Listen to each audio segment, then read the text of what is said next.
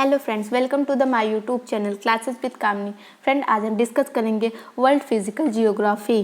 Friend, उससे पहले आप हमारे चैनल को लाइक, सब्सक्राइब, शेयर करना ना भूलें। आइए देखते हैं आज के क्वेश्चन को। हमारा आज का फर्स्ट क्वेश्चन है फ्रेंड, 19 ईस्ट रीज नामक जलमग्न ज्वालामुखी कटक किस महासागर में स्थित है? प्रशांत महासागर, अंटार्कटिका महासागर, हिंद महासागर, अंटार्कटिका महासागर।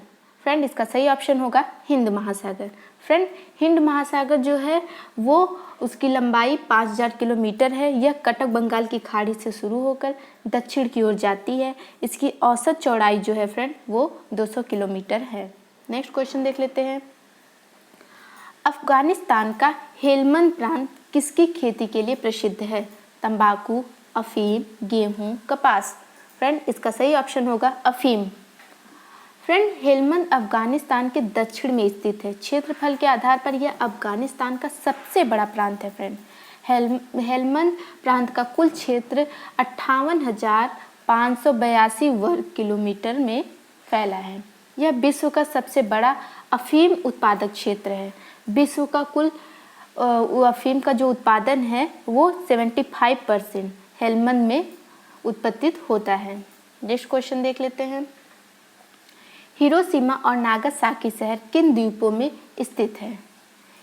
होन्शु और क्यूशु, होन्शु और शिकोकू, होकाइडो और क्यूशु, क्यूशु और शिकागो। फ्रेंड, इसका सही ऑप्शन होगा होन्शु और क्यूशु। फ्रेंड, हिराशिमा नगर जापान के होन्शु द्वीप पे स्थित है, जबकि नागासाकी क्यूशु द्वीप पर स्थित है। इन दो नगरों पर 1945 में दूसरे विश्व युद्ध के दौरान परमाणु बम गिरा था, जिससे बहुत से नुकसान हुए थे। उसका इफेक्ट आज भी हमें देखने को मिलता है। उसका बहुत बुरा इम्पैक्ट पड़ा था जापान पर। नेक्स्ट क्वेश्चन देख लेते हैं। निम्नलिखित कथनों पर विचार कीजिए। बिलेरिक द्वीप भूमध्य सागर में स्थित है। कोसारिका और सर्दिनिया द्वीप इटली के पश्चिम में स्थित है। उपर्युक्त में यह कौन सा कथन इसमें सत्य है? केवल एक, केवल दो, एक और दो दोनों सही है, दोनों कथन गलत है। फ्रेंड, इसका सही ऑप्शन होगा एक और दो दोनों सही है। फ्रेंड, बेलेरिक द्वीप महाद्वीप स्पेन का हिस्सा है। यह द्वीप समूह भूमध्य सागर में स्थित है। इसका कुल क्षेत्रफल 4952 वर्ग किलोमीटर है।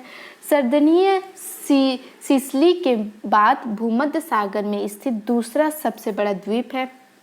यह इटली का स्वायत्त क्षेत्र है। नेक्स्ट क्वेश्चन देख लेते हैं फ्रेंड।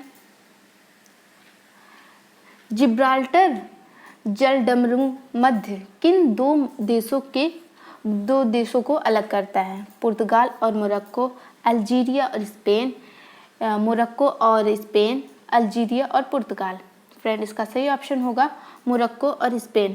फ्रेंड, जिब्राल्टर जलडमरुआ मध्य यूरोपीय देश स्पेन और अफ्रीकी देश मोरक्को को अलग करता है। यह जलडमरू मध्य भूमध्य सागर को अंटार्कटिका सागर से जोड़ता भी है। नेक्स्ट क्वेश्चन देख लेते हैं फ्रेंड। गुआनो नामक प्राकृतिक उर्वरक किस क्षेत्र में पाया जाता है? तिएरे देल फाइगा, अटाकामा मरुस्थल, ब्राजील का मीनस गेरियस, पेरू का तटीय क्षेत्र। फ्रेंड, इसका सही ऑप्शन होगा पेरू का तटीय क्षेत्र। फ्रेंड, गुआनो नामक उर्वरक में नाइट्रेट की मात्रा काफ़ी अधिक होती है। यह भूमि के लिए अत्यधिक उपजाऊ होता है। इसका इस्तेमाल पेरू के द्वीप और तटीय क्षेत्रों में किया जाता है। नेक्स्ट क्वेश्चन देख लेते हैं। वन कटान के परिणाम क्या होते हैं? मृदा अपरदन में वृद्धि, भूमिगत जल का भंडारण, आकस्मिक बाढ़। इसके ऑप्शन देख लेते हैं फ्रेंड। केवल एक और दो, एक और तीन, एक, दो, तीन। फ्रेंड, इसका सही ऑप्शन होगा एक और तीन। फ्रेंड, अत्यधिक मात्रा में वन कटान के कारण मृदा अपरदन की दर जो है वो काफ़ी बढ़ जाती है, क्योंकि वनस्पति न होने के कारण मृदा की पकड़ कमज़ोर हो जाती है। फ्रेंड, वर्षा के समय वनस्पति न होने के कारण वर्षा का जल भूमि में पूरी तरह से रिस नहीं पाता है, जिस कारण आकाश में बाढ़ आती है। नेक्स्ट क्वेश्चन देख लेते हैं फ्रेंड। लेटराइट मृदा का निर्माण किस प्रकार होता है? जो लेटराइट मृदा होती है वो उसका निर्माण किस प्रकार होता है? लीचिंग, अपवर्तन, उपजाऊ नदी और सिल्ट के निक्षेप के कारण, आग्नेय चट्टानों के यांत्रिक अपक्षय के कारण। फ्रेंड, इसका सही ऑप्शन होगा लीचिंग। फ्रेंड, लीचिंग की प्रक्रिया में नदियां अपने साथ उपजाऊ मृदा बहाकर ले जाती हैं और समतल मैदानों में मृदा का निक्षेप कर देती हैं। नेक्स्ट क्वेश्चन देख लेते हैं। निम्नलिखित कथनों पर विचार कीजिए। ओक्स बो झील का विसर्ग का टूटा हुआ हिस्सा होता है। नदी की युवा व्यवस्था की विशिष्टता बाढ़ युक्त मैदान होते हैं। उपर्युक्त में से कौन सा कथन सही है? केवल एक, केवल दो, एक और दो दोनों सही है, दोनों गलत हैं। फ्रेंड, इसका सही ऑप्शन होगा केवल एक। फ्रेंड, बाढ़ युक्त मैदान नदी की अंतिम अवस्था में दृश्यमान होते हैं। नदी की युवा अवस्था में गड्ढे, झरने और प्रपात दृश्यमान होते हैं। नेक्स्ट क्वेश्चन देख लेते हैं फ्रेंड। निम्नलिखित निक्षेपात्मक गतिविधियों का अवलोकन कीजिए। मोरेन ग्लेशियल निक्षेप में, बर्चेन पवन निक्षेप में, डेल्टा फ्लूवियल निक्षेप में। इसके ऑप्शन है फ्रेंड केवल दो, एक और दो, दो और तीन, एक दो तीन। फ्रेंड, इसका सही ऑप्शन होगा एक दो तीन। फ्रेंड, जो मोरेन निक्षेप का निर्माण होता है वो ग्लेशियर के क्षेत्रों में होता है, जबकि बर्चन निक्षेप का निर्माण पवनों के कारण होता है और डेल्टा का निर्माण नदियों के कारण होता है। नेक्स्ट क्वेश्चन देख लेते हैं फ्रेंड। ओरिजेनिक बल से किसका निर्माण होता है? ब्लॉक पर्वत, फोल्ड पर्वत, रेलिफ पर्वत। इसके सही जो ऑप्शन है वो ये है फ्रेंड, केवल एक, एक और दो, दो और तीन, एक दो तीन। फ्रेंड, इसका सही ऑप्शन होगा एक और दो। फ्रेंड, ओरिजेनिक बल के कारण वालन, भ्रशन और छेपड़ प्रक्रिया द्वारा ब्लॉक और फोल्ड पर्वत का निर्माण होता है। नेक्स्ट क्वेश्चन देख लेते हैं फ्रेंड। अफ्रीका के पेम्बा और जंजीबार द्वीप किसकी खेती और निर्यात के लिए जाने जाते हैं? लौंग, गन्ना, तंबाकू, कॉफ़ी। फ्रेंड, इसका सही ऑप्शन होगा लौंग। फ्रेंड, पेम्बा द्वीप हिंद महासागर के स्वाहिली तटीय क्षेत्र में स्थित है। जंजीबार फ्रेंड तंजानिया का अर्ध स्वायत्त क्षेत्र है। यह लौंग के उत्पादन के निर्यात के लिए प्रसिद्ध है। नेक्स्ट क्वेश्चन देख लेते हैं। समशीतोष्ण घास क्षेत्रों को क्या कहा जाता है? मध्य एशिया में स्टेपी, उत्तरी अमेरिका में प्रेयरी, दक्षिणी अमेरिका में वेल्ड। इसके ऑप्शन है फ्रेंड एक और दो, एक और तीन, दो और तीन, एक दो तीन।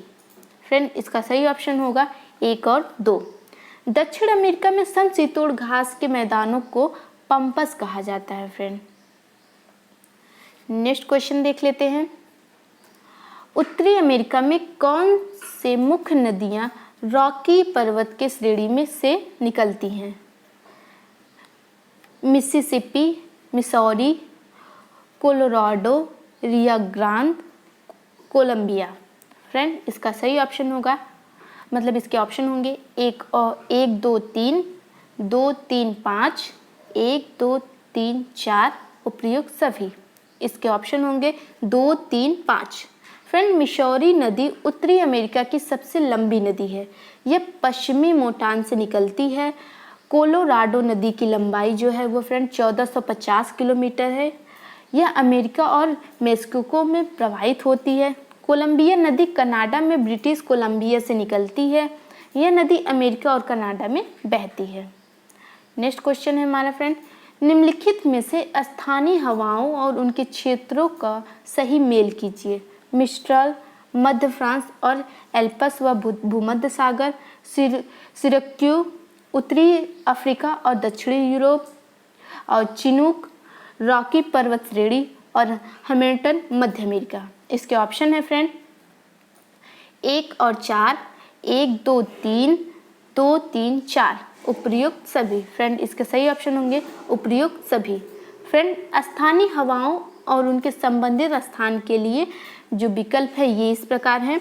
मिस्ट्रल शीत और शुष्क वायु फ्रांस के भूमध्य सागर क्षेत्र में प्रवाहित होती है फ्रेंड। और जो सुरक्कू होता है वो भूमध्य सागरीय हवा सहारा जो मरुस्थल है वहाँ से आती है और उत्तरी अफ्रीका और दक्षिण अफ्रीका में बहती है। और चिनूक जो होता है फ्रेंड यह उत्तरी अमेरिका में बहती है, इसे फोहनियो भी कहा जाता है। और हैमिल्टन जो है यह पश्चिम अफ्रीका में बहने वाली शुष्क और धूल युक्त वायु है।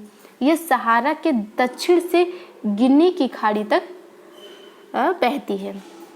फ्रेंड आज का वीडियो आपको कैसा लगा उसे कमेंट बॉक्स में कमेंट करके ज़रूर बताइएगा। अगर आज का वीडियो आपको अच्छा लगा है तो उसे लाइक सब्सक्राइब शेयर करना ना भूलिएगा। नेक्स्ट वीडियो में फ्रेंड हम आपके लिए और भी अच्छे अच्छे टॉपिक्स ले आएंगे। Thank you.